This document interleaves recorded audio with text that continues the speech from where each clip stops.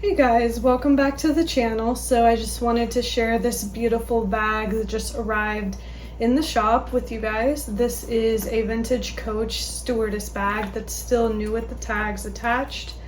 So it was likely never used. And it also comes with this little Coach booklet and the little inspection tag. So it was preserved really nicely over the years. And this specific bag, I believe the style number was 9525, and it was made in Costa Rica in the year 2000. So it is a shoulder bag with an adjustable shoulder strap. So it's adjustable on the sides here. And it does come with the matching hang tag, as you can see. And then here's a close-up of the bag. Here's the front, and then here's the side, and then the back. And this one doesn't have a back pocket, it's just a straight across seam up here, in case you were wondering. And then here's the other side. And then also it does have purse feet on the bottom, so it'll be elevated a little bit when you set the bag down, which is a nice extra touch.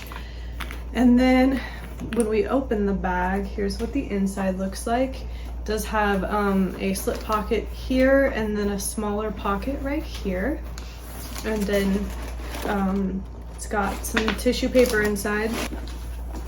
So here's what the inside looks like. It does have a large zip pocket here. So this zips across, and then the creed's back here, but since it's hard to show it while filming, I'll go ahead and insert a creed photo now. So here's a close-up of the creed so you can see what it looks like.